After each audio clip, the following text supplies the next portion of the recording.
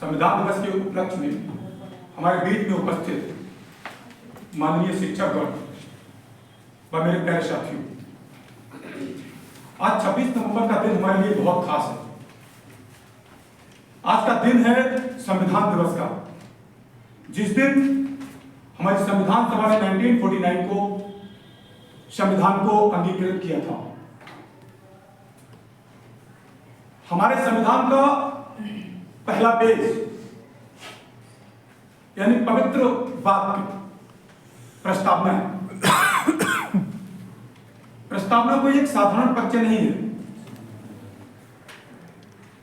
ये हमारे संविधान की आत्मा है, उसका दिल है, उसका सार है। जरा सुनिए इन पंक्तियों को।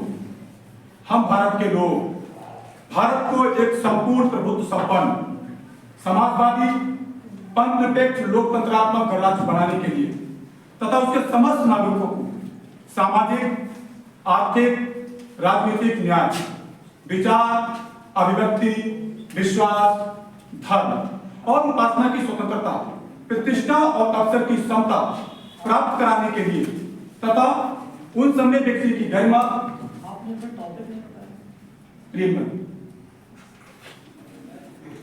राष्ट्र की एकता और अखंडता सुनिश्चित करने वाली बंधुता बढ़ाने के लिए आज इस संविधान सभा में दिनांक 26 नवंबर 1949 को ऐतत द्वारा इस संविधान को अंगीकृत अधिनियमित आत्महर्षित करते हैं।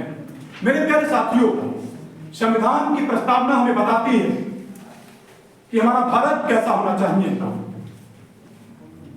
संप्रभुत्व, इसका अर्थ है बाहरी ताकत हमारे ऊपर कोई भी अस्तित्व नहीं जमा सकती, अर्थात हम अपनी नीतियां, अपनी योजनाएं स्वयं बनाने के लिए पूर्ण स्वतंत्र हैं। समाजवादी, इसका अर्थ है कि सबको बराबरी का मौका मिले, अमीरी और गरीबी की खाई को कम किया जाए। और ये संविधान में समाजवादी जो वर्ड है वो हमारे संविधान की प्रस्तावना के मूल ढांचे में नहीं था, लेकिन इसके लिए 42वें अमेंडमेंट 1976 में जोड़ा गया था। अगले नंबर पे आता है पंथ निरपेक्ष। इसका मतलब होता है कि सभी धर्मों के लिए समान अवसर है। कोई भी धर्म हो, हिंदू हो, मुस्लिम हो, सिख हो, ईसाई हो, जैनी हो, पारसी हो, बौद्ध हो, पर्शियन हो, कोई भी हो, सबके लिए एक बराबर अधिकार है। सब अपने धर्म का प्रचार प्रसार कर सकते हैं। ये हमारे संविधान में पहले से भी मौजूद था, आर्टिकल 25 से लेकर के 28 तक। और इसके बाद आता है लोकतंत्रात्मक, अर्थात इसका मतलब है जनता का जनता द्वारा जनता के लिए शासन, गणराज्य। इसका अर्थ है कि हमारे देश में जो देश का सर्वोच्च नागरिक होगा, जिसको हम राष्ट्रपति कहते हैं, उसे हम वंशानुगत नहीं चूज कर सकते, बल्कि उसके लिए जनता के प्रतिनिधि जो चुने गए हैं वो जिनका प्रतिनिधित्व करेंगे वही राष्ट्रपति बनकर के आएंगे। हमारे शब्दों में अगर कहा जाए तो राजा रानी के पेट से नहीं बल्कि जनता की वोट से पैदा होगा।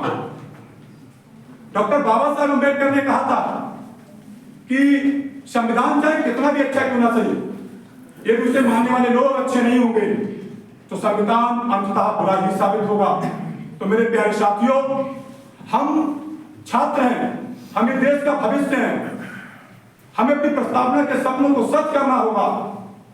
तो हमें अपनी कक्षा में किसी भी सहपाठी के साथ में जाति धर्म के नाम पर तंग करने का नहीं, लड़कियों को बराबर का हक दिलाएंगे, सच्ची ईमानदारी के साथ पढ़ें, यही संविधान की सच्ची सेवा है। लास्ट में मैं इतना ही कहना चाहूंगा कि तुम्हारी तकलीफों का मुकम्मल जवाब हूं मैं, कि तुम्हारी तकलीफों का मुकम्मल जवाब हूं मैं। यदि वक्त मिले तो पढ़ना, भारत का संविधान हूं मैं, भारत का संविधान। धन्यवाद।